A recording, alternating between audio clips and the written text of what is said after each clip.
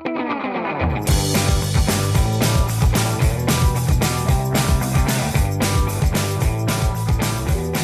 everyone, and welcome to episode 9 of the Daily Friday podcast, sponsored by Cash App. As always, it is Friday, September 12th, and we have some incredible feel-good stories to put you in the right mood heading into the weekend.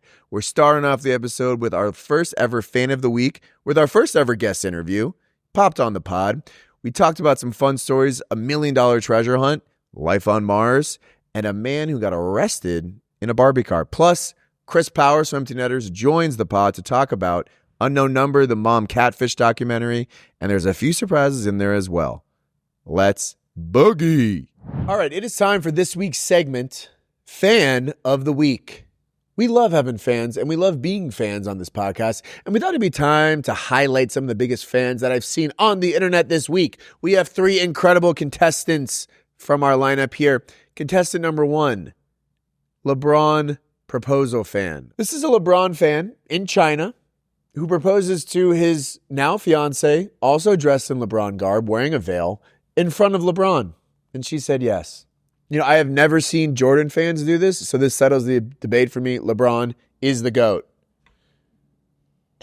Incredible move. LBJ's visit. Lyndon B. Johnson has visited China. Fan number 2. Now, this was going incredibly viral. Kate, did you see the Phillies Karen? Yeah, I did. This was a tough clip. Kind of coming off the heels of what we talked about last week with like the US Open fans. And like, if anything gets given to you and you're in the remote vicinity of a child, like you're going to end up on the fucking internet and have your life ruined. Long story short with this clip, you probably have seen it by now. A foul ball gets hit to a Phillies game. A woman reaches and a man are both going to pick it up. The man picks it up, holds it up, runs over and gives it to his son on his birthday. The woman runs over, kind of berates him to the point where the son has to give the ball back to her. People online have been like doxing this woman and trying to get her fired. Like, it's not that deep. Like, she was kind of caught up in the moment. But shout out to this kid, to the boy. He got signed merch from people on the Phillies. He's now famous. Honestly, being a victim is very profitable in this country. So honestly, this kid kind of ended up on the good end of the stick by having this foul ball taken from him. Good things happen when people are mean to you in front of the internet. So that's a little lesson there. Our final fan of the week is the Missouri fan who won an Instagram competition to kick a field goal at halftime, a 45-yard field goal to win $25,000 when they were playing Kansas. As he approached the kick, he turned, pulled up his shirt and said, F KU, fuck KU, and he kicked the ball at the Kansas sideline. To pandemonium. Missouri was losing. They came back and won the game because of this guy. That's an incredible move. You know what's better than winning $25,000? Being a goddamn legend for the rest of your entire life. Shout out to this guy. His name is Carter. He is the man. Kate, who is your fan of the week? I think I'm going to go with Carter. What? I think it has to be Carter. Yeah. Carter, you're the fan of the week. You're the fan of the month. You're the fan of the goddamn year. We love you at the Daily Friday, and we always will, no matter what. All right, guys, today for the first time in Daily Friday podcast history, the winner of our fan of the week has joined live via satellite. Everybody welcome Carter Arey. Give it up for Carter. Carter, thank you for joining us today. The man, the myth, the legend. What's up, guys? Yeah, apparently it's turned into something like that. I know. I mean, where do you go from here? This is like a huge moment. You go to Daily Friday, bro. Yeah, there you go. This is the final stop on the media tour. All right, so we've all seen the video. We talked about it a little bit earlier in our podcast. I want to know, walk me through the day of how did this happen? How long were you planning this? What was your thought process? Yeah, dude. So Friday night, about like 8 o'clock, I got followed by Storage Mart, which is like the company that was hosting the giveaway.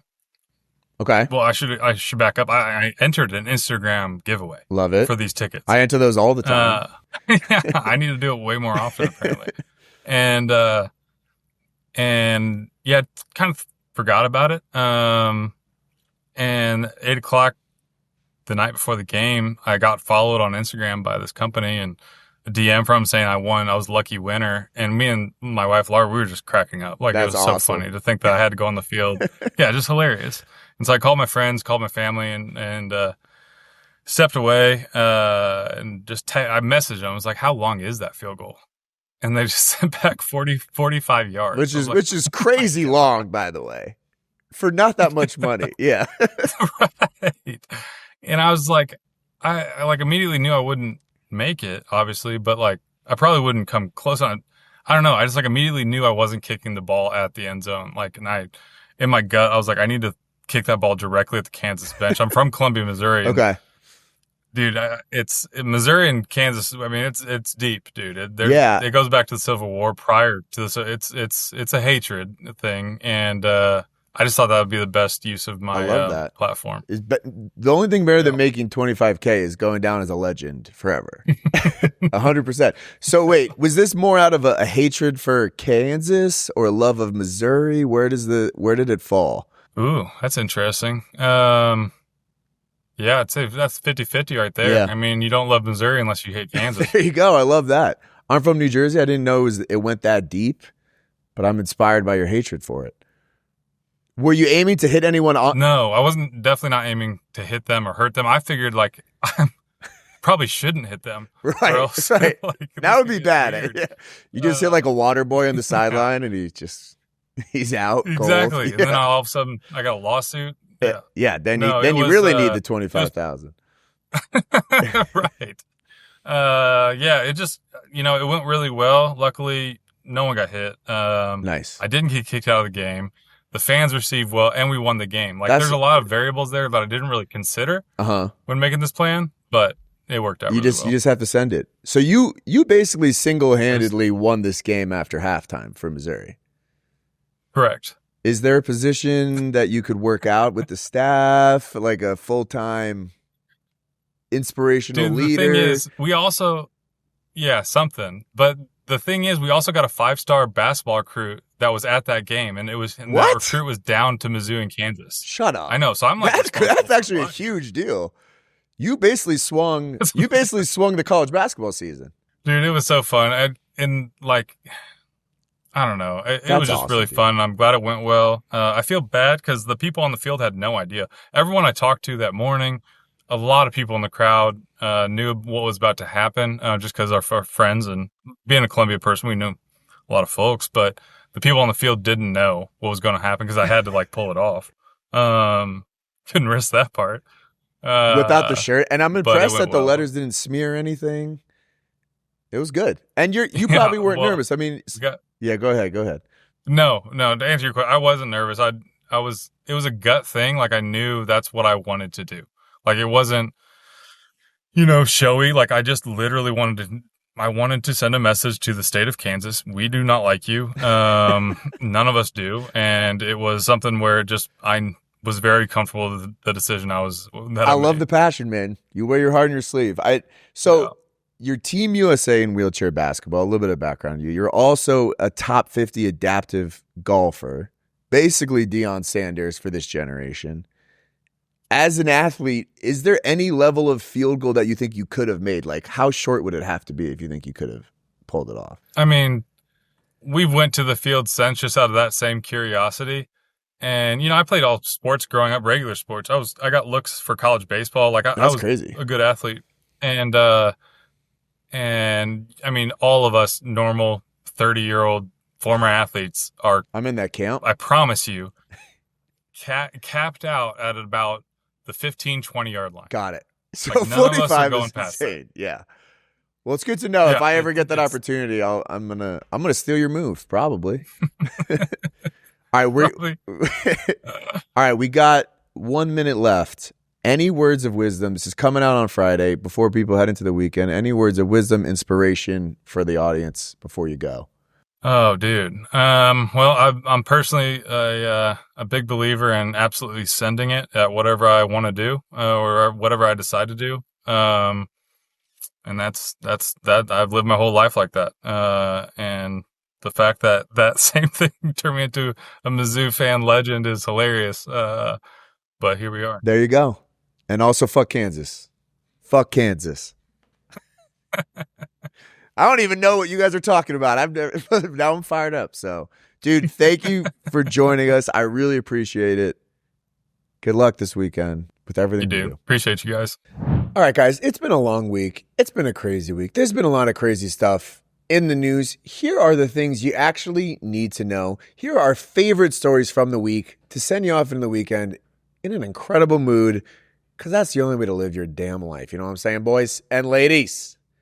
First story that has come across my desk this week, which is honestly the favorite story that I've covered on this podcast ever, I would say, is the 66-year-old retired accountant who is a freshman in college and on the LSU marching band team. This is hands down the best, most feel-good story that we've covered on this pod. Shout out to Kent Broussard, a retired accountant with kids, who at the age of 66 has gone back to LSU, taken classes, and has worked his way to join the marching band. A quick overview on this fella. He grew up playing the sousaphone in high school, which is basically the tuba, I believe. And he attended southeastern Louisiana, where he played in their marching band. But it was always a dream of his to play in the LSU marching band. But guess what? People retire, dreams don't. So after Ken retired, he went back to school. He took up running with a weighted vest. He marched through his neighborhood while hauling a 30-pound sousaphone, applied, got accepted to LSU, and now he made the fucking marching band. There's only 325 people in the marching band, which, by the way, is a Grammy-nominated marching band, and he fucking did it, all right? So, guys, it's never too late to do whatever you want. You can be anything you want to be. You probably can't play on the LSU football team at the age of 66, but you can be in the frickin' marching band. Another quick story about ageless wonders in college. There's also a child in college. There's a 9-year-old who's attending Ursinus College. Pull that up really quickly, Catherine. Click that link. Pennsylvania boy. This is really cute. Did you ever watch the show like Smart Kid or Smart Guy or whatever? There's a Disney Channel show where this like kid was in college. Here, click the link. I want to see a TV show where the 9-year-old and the 66-year-old are roommates and they are like best friends at college. I think that'd be awesome. Quick quote from this kid. Go down. His name is Aiden Wilkins. He says, "Ever since I was 3, I'd watch an anatomy video and was always fascinated when I saw the brain." Very standard 3-year-old thing to be doing. Most kids are watching Bluey. This kid is cranking out anatomy videos. Shout out to the boy. The reason I wanted to be a pediatric surgeon is because I like helping kids around my age. It's sad to see kids with neuro disabilities, so I want to help them out. Shout out to this kid. If he's operating on me, I'm walking out of that fucking operating room. All right? So, age is just a number of people. Story number 2 that I really enjoyed this week. The Great Canadian Treasure Hunt has hit the world once again. So there's an ongoing treasure hunt for $1 million that is organized by the Northern Mining Company. So they've hidden a treasure chest with a lot of gold coins somewhere in the Canadian wilderness, and they just released the clue today. Click that link a little bit up there. The clue, go down, yeah. The clue is a poem that I will read the opening stanza of. Honestly, they're never going to have anyone find this because people can't fucking read nowadays. This is a very long poem. This is some national treasure shit, honestly. In a land crowned, cold and vast, old riches whisper through the past. A mirror hides what veins once bore, the verdigris behind the lore. I don't know what verdigris means, and I'm not going to look it up. This is incredible. More rich people should do shit like this. This is cool. You know, don't go to the fucking Titanic. Pay other people to go to the Titanic. Organize a treasure hunt for the community. There are other treasure hunts right now in America. A crypto billionaire, John Collins Black, set up an American treasure hunt where the treasure hunters can find things like rare Bitcoin, rare Pokemon cards, artifacts owned by Picasso. Those are all cool. I would rather have fucking gold coins, to be totally honest. Unfortunate thing about this is you have to be Canadian to claim the prize. So, you know, if you're one of those people that's like, I'm moving out of America because of Trump, this is your chance. You can go find $1 million. This actually is coming off of the heels of a recent treasure hunt, Feng's treasure hunt, which was in Canada. This took 10 years and multiple people died trying to find this treasure. Isn't that crazy? More billionaires should be organizing fun things like this. Though I will say, it does feel a little bit like rich people being like, oh, dance monkey, come get your gold coins. Like, why don't you just donate the money? Maybe I just changed my take in that moment. Billionaires, give us the money. Stop making us do fucking national treasure shit. All right? Topic number 3 that I very much enjoyed this weekend. A man was arrested for a DUI while driving a mini Barbie car.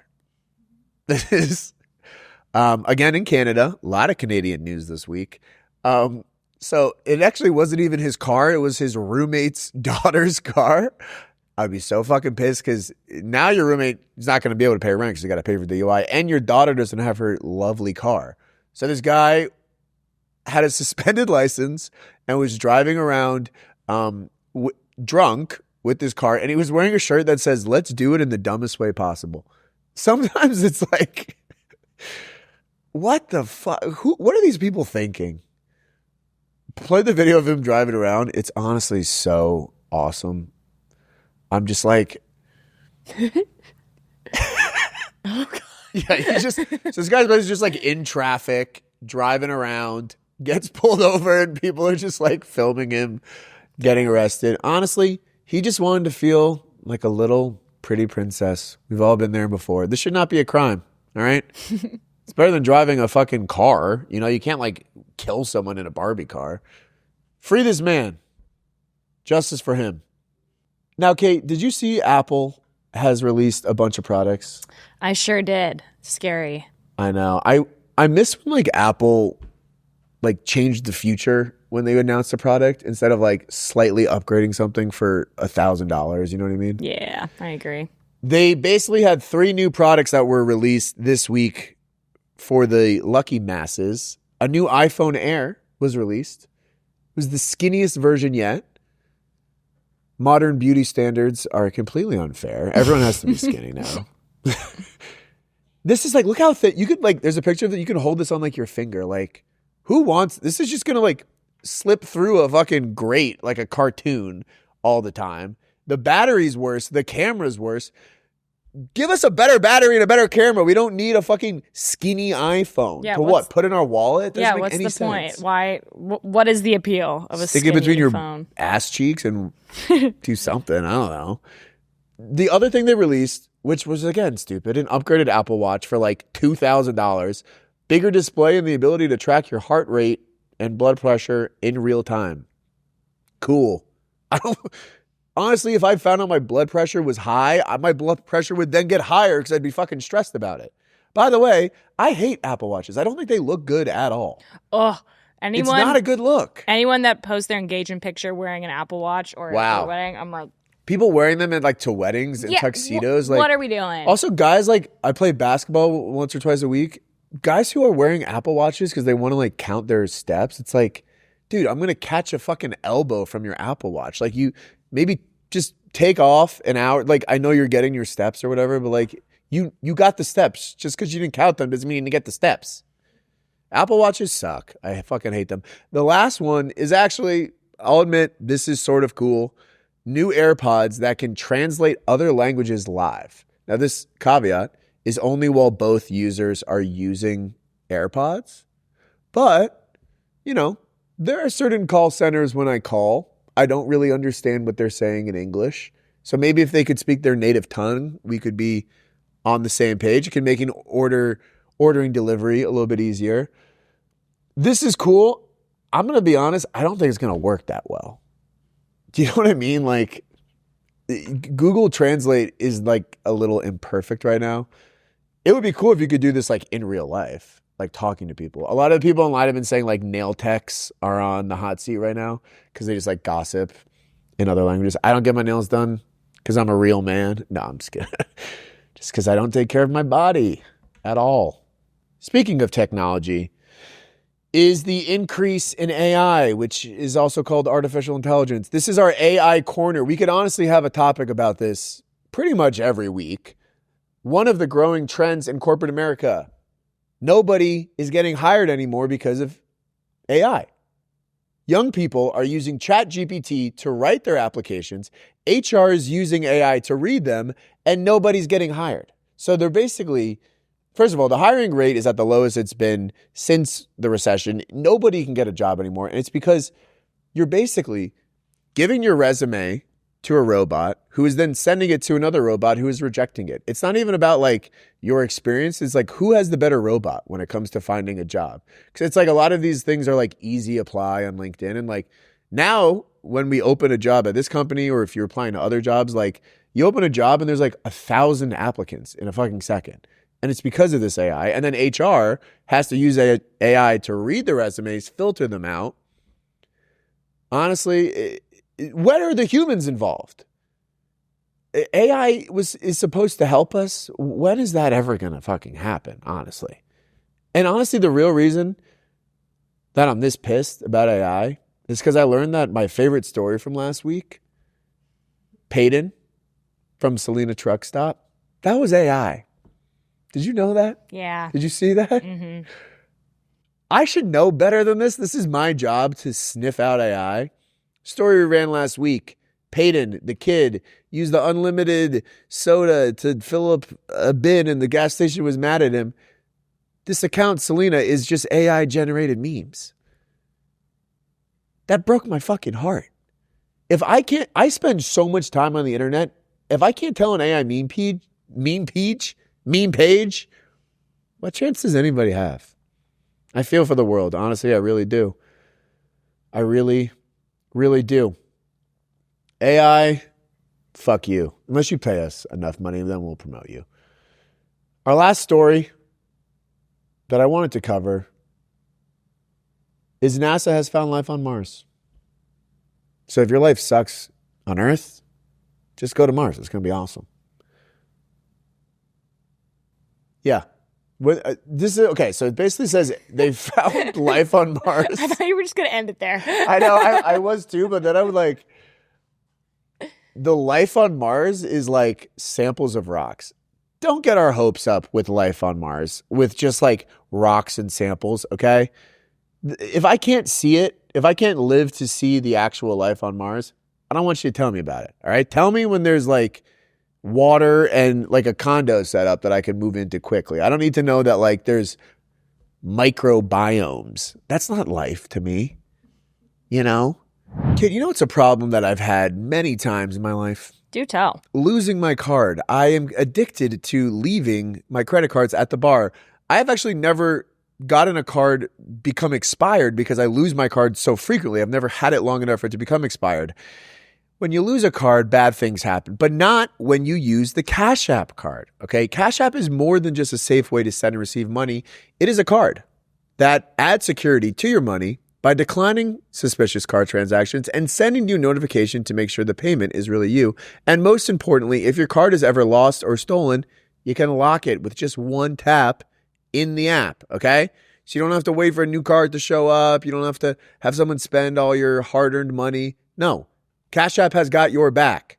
Spend with confidence with the Cash App card today. For a limited time only, new Cash App customers can use our exclusive code to earn some additional cash. For real. Just download Cash App, use our exclusive referral code Friday10 in your profile, send $5 to a friend within 15 days, and you will get $10 dropped right into your account. Terms apply. Cash App is a financial service platform, not a bank. Banking services provided by Cash App's bank partners. Prepaid debit card issued by Sudden Bank, member FDIC, direct deposit, overdraft coverage, and discounts provided by Cash App, a Block Inc. brand.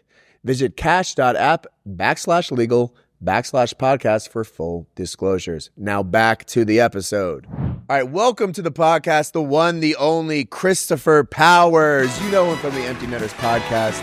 We love him here at Almost Friday HQ. Thank you for joining us, Chris. My absolute pleasure. Fired up to be here. You see it, you look it. We're going to have a really intelligent conversation today about the topic that has been sweeping the nation. We teased this last week on the podcast. We did not want to spoil it for you, but we're going to today because it's essentially taken over every facet of the internet. The Unknown Number catfish documentary on Netflix. Dude. Insane. It is one of the craziest. Oh, my God, man. So I worked in documentary television for a long time. And there's a legitimate chance, because I only stopped recently. There's a legitimate chance I was pitched this story. I can't remember. I couldn't remember if I heard it in the news or if I was actually pitched it. But usually when you're making these, access is so big trying to get people involved. And as a viewer, not to spoil all future docs for people, but you can usually tell what's going to happen in a story because of who they have. So it's like, oh, if that person's not talking, then there's going to be talking but is a character. Everyone else is talking about the dad, but I haven't seen him do a talking head yet. You're he is in jail because he did it or something, you know? And my spidey sense was going off of, not because I predicted, because I think I had heard it in the past. The story before. Memory was coming back where I was like, I swear it's one of their parents. But then all of the parents spoke, and I was like, oh, I guess not. That's okay. So I knew going in, so I wasn't surprised. But then I saw the mom talking, and I was like, wait a second, did I misunderstand this whole documentary? I will say, like, okay, this is an incredibly fucked up story, but it is a very well done documentary from the way that they kind of withheld the reveal to you at the end. I would say. Who do you think is doing the VO for the text? That was my first note. Is the voice of the text messages is unbelievable. All I was thinking about the whole time was I was like, who is because dude, the recre and docs is always tough. And there's a few, like some of the basketball scenes there's a lot are that I brutal. want to talk about. But oftentimes I think regular viewers would be shocked how often it's some of the producers, because they're like, hey, we just need a shot of just like a phone. So they're like, hey, I'm not paying someone, like, yo, assistant, come out here and scroll the phone. And I was like, did they get one of the producers, one of the employees of the production company? Whoever they did it needs a career in voice acting, because that is incredible. All right, so just to set it up, give you guys a bit of context, it's about to be spoiled. This is a documentary following a catfishing, cyberbullying scandal. Yes. A girl started in 8th grade, kind of went all the way through her sophomore year. It was being harassed via anonymous text with her boyfriend. It was eventually revealed to be her own mother.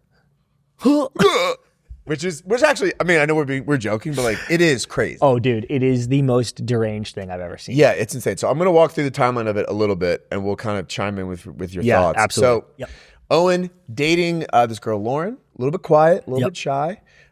In basically October of 2020, they get messages sent to them by an anonymous number. I'm going to read the messages now. Hi, Lauren. Owen is breaking up with you, the first text read. He no longer likes you and hasn't liked you for a while, and it's obvious he wants me. Okay, so that's the first thing. They're like, that's kind of weird. And Kate, tiny town. Like tiny town. K through high school is all one school. It seems like the most boring town in the entire world. Dude. Like at the beginning, they were describing life there. They were like, there's not much to do but like walk around and be on your phone. Yeah. And I was like, yeah, that's how this fucking happens. Right, exactly. Honestly. And I think an important note here is this is October 2020. Yes, fresh out of COVID. Yep. Not a lot to do. Like kids are on their phone all the time. So Owen and Lauren are in a group text. They get these things. They never figure out who it is. Right? About a year later, September 2021, this is when the texts like really start to heat up. And Kate, I'm going to read some of these. They are some of the most graphic texts you've ever gotten. So it's basically another group chat with Lauren and Owen. Texts include, you are the ugliest person I've ever seen. Ain't no one want to see your anorexic flat ass.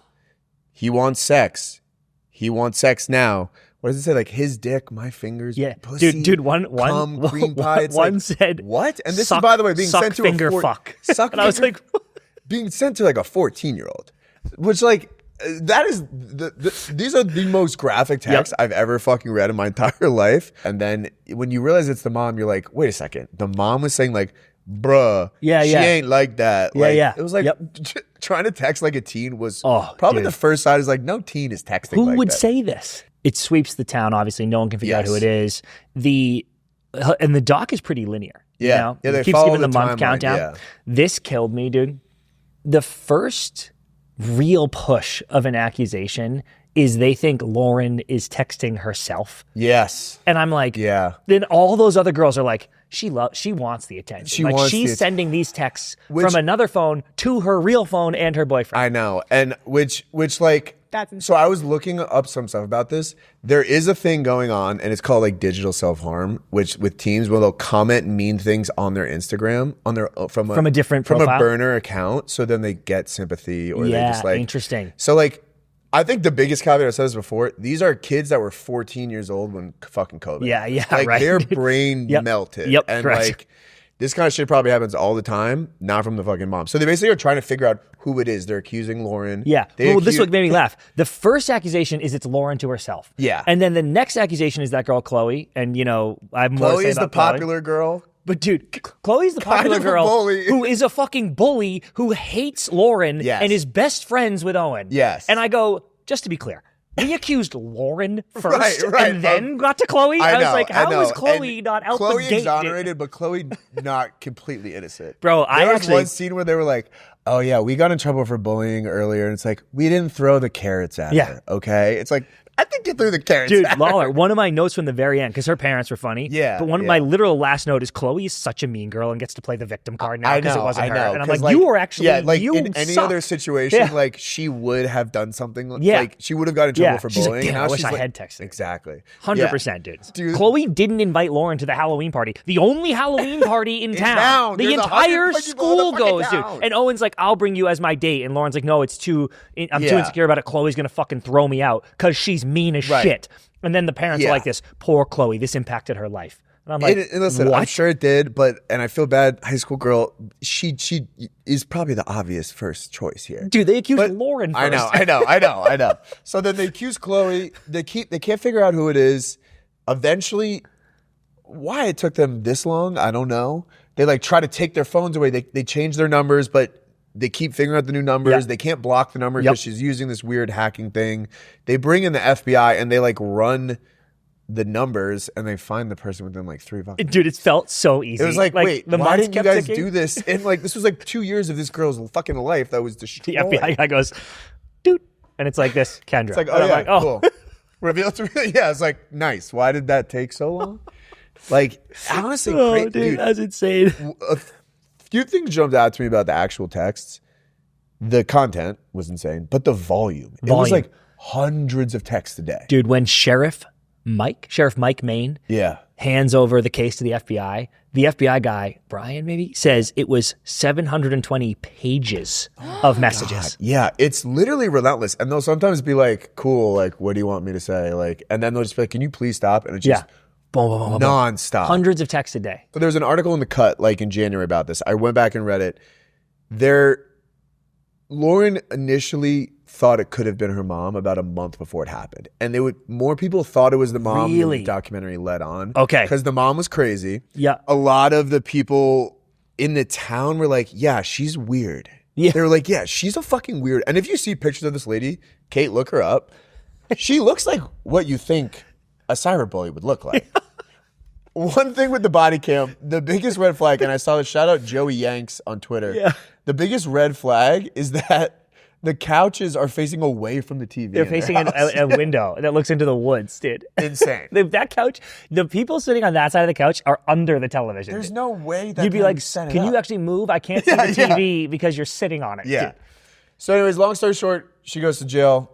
She's now out of jail, and they're talking again. Weird. But they talked a ton when she was in jail, and then Lauren's like, I haven't seen her yet. I'm not sure if I'm ready to see her. And I was like, wait, what, dude? Yeah. Like the whole reaction was actually insane. Yeah, so what are some of your red flags that you had Here outside were a couple. of the TV? The couch is a massive one. Those texts any are a cop should be massive one. looking at the couch setup for any potential suspect. These two, dude, are just insane. She's been on 7 cruises. Her cousin goes, we used to go on cruise all the time. We've been on 7 cruises. And I was like, 7? Anyone who's been on, they should be put on a list. Come on, dude. It's like, let us see your phone record. And then this actually makes sense that you said people were onto it earlier. Yeah. Because someone, I think maybe Jill, the Owens mom, goes, Kendra was going to Owens sporting events to watch post breakup with her daughter. Weird. Yeah. Like they broke up and then she would just go watch him They broke play. up because of the text. And And apparently she would also like ask the mom like, who's Owen dating now? Yeah. And it's like, girl, he's 14. Yeah, that sucked. I hated that part of it, that they were like, I think she liked Owen. Yeah, that was weird. Yep. I don't actually know if that's what it was. I honestly think it was the mom liked the attention of her daughter being cyberbullied and having and also, by the way, the mom had lost multiple jobs that she didn't tell her husband about, was out of money. They got evicted from their house. They got evicted from like 3 houses. Yeah, they were in their 4th house, dude. And she's like pretending to have a job in IT. Oh, bro. Well, I think a lot of this is to distract from her own fucking life. Yep. Honestly. 100%. But dude, this was my favorite Kendra moment. And I believe this to my core, dude. She said at one point when they were like, hey, you did this, what was happening? And the cop was being like, did he hit Lauren? You know, like, why did you do this to them? And she goes, I felt like somebody else. Like when I was texting, I literally felt like I was a different person. Yeah. And in the reading, you kind of feel like that's a cop out. But I actually think we are dealing with like a Jim Carrey in The Mask situation where she has no memory. I'm dead ass. Yeah, I think literally literally that was she like not became Kendra, that was a teenage villain. kid. Yeah, she became like a cartoon villain and was doing all that, and then would like black back in and be like, "Oh shit, did I send 500 texts?" That is the only explanation, dude. I'm like, what are you talking about? Yeah, like that. And then there was a moment in the doc when she was like laughing, she's like and crying. She's like, you guys probably think I'm crazy. Yeah. It's like, we do think you're fucking crazy. You sent fucking 720 pages of text to your daughter. What this mom did. I feel like it did get me thinking though, like, instead of cyberbullying your kids, could you be cyber supporting your kids? Can I tell you? Like, could you like hype them up? That could be a good parenting Can I tell you because a these crazy kids story? are on their fucking phone all the time. Dude, I don't think there's like 2 people on earth that know this story. Okay. Now it's about to be hundreds of thousands. Yeah. I was in middle school. This is me, dude. This is about me. I was in middle school and holy shit, this is about you. Yeah. And there was a girl, I guess I can probably say their first names. Whatever. You can change the name. There's no need to. There was a girl, and I had a huge crush on her. And this is like, I'm old, dude. This is like AOL, instant messaging, but like it takes up the phone line. You know, like your parents would be like, get off instant messenger. I can't make a phone call. You know, and I'm like, all right, true. So what are the people? Lauren and Owen. All right, I'm going to use their names. Yeah. There's a girl named Lauren that I really like. Okay. And we are like fucking vibing on 8 a.m. Like I will get home and I think I know where it's going. And I had the same thing happen. Dude, you are going to be shocked where this goes. Lauren, I really liked her, and we would just aim all night. We're in love. God, I'm like BRB, parents over shoulder. Yeah. And like I barely even speak to her in school because I'm like so nervous. But I'm like, this was the era where like you would have a girlfriend over AIM and then not speak. Dude, yes. Class. And I don't know if you guys did this, but like we had this thing where you'd like draw an X on somebody, and if they wiped it off, you were good. But if they didn't, you didn't wipe it off, like they got to punch you or something. I don't know. It was like, yes. And I was like, oh, I got not it. an actual X. No, like with your finger. And like she would just like sit behind me and like do it to my hoodie, and I couldn't feel it. She'd be like, I got 20 X's on you today. I'd be like, oh my god, like you got to punch me. Please punch me. So Lauren and I are in love. I'm deeply in love with her. There's a kid at school named Owen who is apparently really mean to her online. Okay. Like he instant messages her and is like, I am like a bully. He's a bully. Sure. And it would... I am a bully. Yeah, that's what he would write. He's like, he would go, you are being bullied. You are being bullied. Send. I am currently bullied. Yeah, and she's like, oh, fuck, man, I'm getting bullied. Who is it? Dude, so and she's bummed out about it. Okay. And I remember being like, I'm sad that Lauren is bummed out. Yeah. And I wish this dude would be nicer. Like it's sad. It makes me sad that he's a bully. And his screen name was Owen, not really, but Owen MLS man or something. Okay. He really liked Major League Soccer. Yeah, really liked soccer. Okay, cool. So, dude, I come home from school. I'm at my buddy's house. Yeah. And my buddy Tommy, that's actually his name. I'm at my buddy Tommy's house, and I'm telling him that I'm like, God, I'm in love with Lauren, and I'm so sad that Owen tells her that he's bullying her. And he's like, dude, that's fucked. What do we do about it? I'm like, I just wish he would be nicer to her.